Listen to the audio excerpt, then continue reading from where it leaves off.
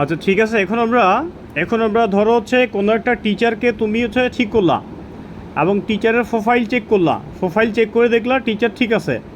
তারপরে তুমি গার্ডিয়ানকে ফোন দিবা, গার্ডিয়ানকে ফোন দিয়ে টিচারের ডিটেলস বলবা। টিচার্স ডিটেলস বলার পরে তুমি হচ্ছে যে কি গার্ডিয়ানকে বলবা যে টিচার হচ্ছে রানিং স্টুডেন্ট পড়াচ্ছে। কোন ক্লাস পড়ায়?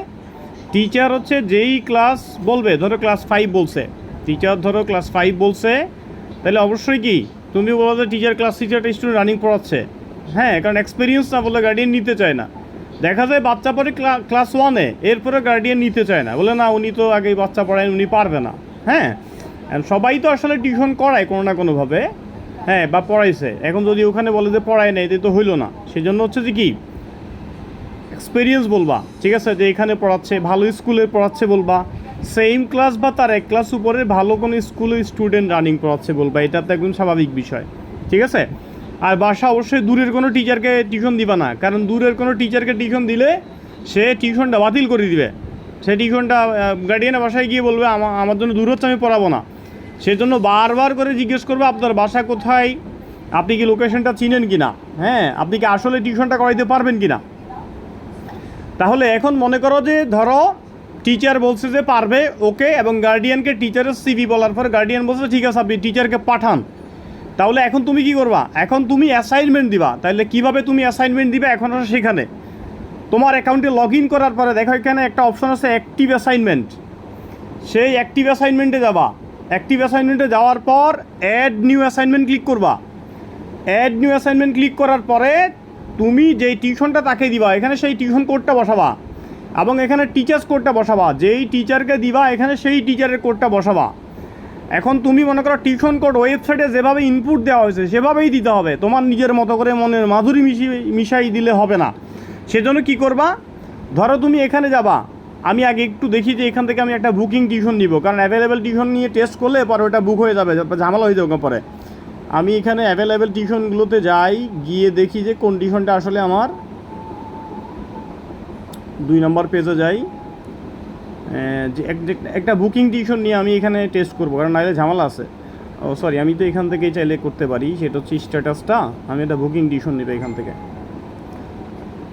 আচ্ছা, তাহলে এখান থেকে আমি একটা বুকিং টিউশন নিলাম, যে টিউশনটা বুক হয়ে গেছে আমার একটা টিউশন নেই, আমি এই টিউশনটা নিলাম। ধরো আমি এই কোডটা নিলাম, ঠিক আছে, আমি এই কোডটা নিলাম। নেওয়ার পরে এখন আমি কি করব? এখন আমি অ্যাসাইনমেন্ট করব। তাহলে এখান থেকে যাব। আচ্ছা, ওটা আমি দেখাই না কীভাবে আসলে এই করবা। ধরো তুমি কোনো একটা টিউশনে গেলা, টিউশনে গিয়ে এই গার্ডিয়ানের সিরিয়াল দিয়ে সার্চ দিবা, টিইউডি কত, টিইউডি যত তত দিয়ে সার্চ দিবা। ধরো মনে করো টিইউডি, মনে করো টিইউডি, ধরো একটু মাঝখানে আছে, ধরো টিইউডি, তুমি এখানে লিখলা 1305 বা 1306 দিলা। এখানে গিয়ে ফিল্টার করবা।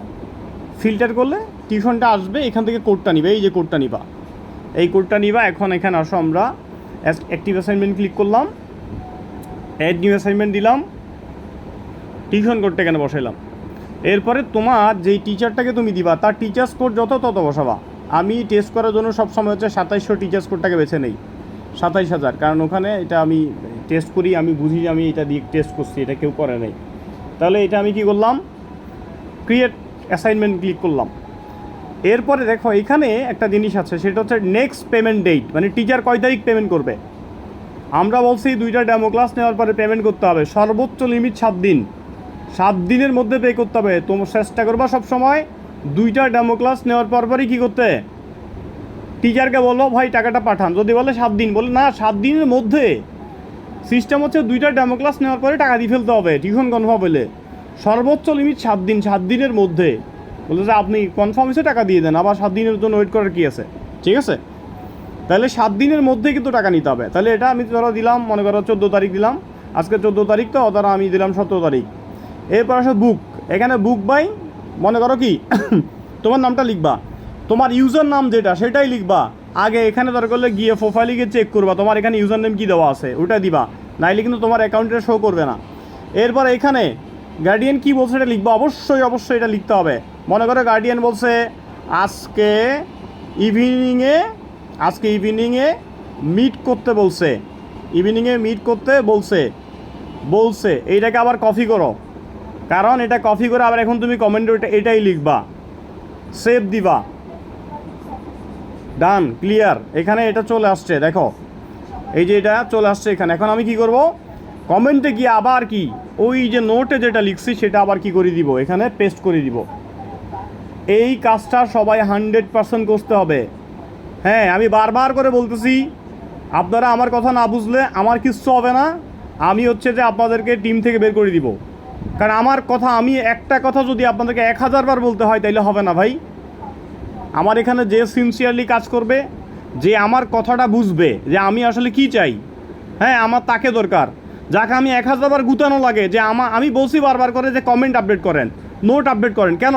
কারণ আপনাকে গুতাবো না আমি আমার দরকার পড়লে আমি ওখানে গিয়ে কমেন্ট চেক করবো যে এটার কী অবস্থা, এটা কি কনফার্ম হয়েছে কিনা, গার্ডিয়ান দেখা করছে কিনা, মিট করতে বলছে কিনা, ডেমো ক্লাস নিছে কিনা। তাহলে আমি আপনাকে গুতাবো না, আমি ওখান থেকে চেক করবো একটা একটা করে। আমি যদি আবার আপনাকে গুতানো লাগে যে এটার কী হইলো, তাহলে তো হইলো না, এটা সিস্টেম হলো না। আমি আপনাকে কেন গুতাবো? আপনাকে তো আমি সিস্টেম বলেছি, কী করবেন আপনি।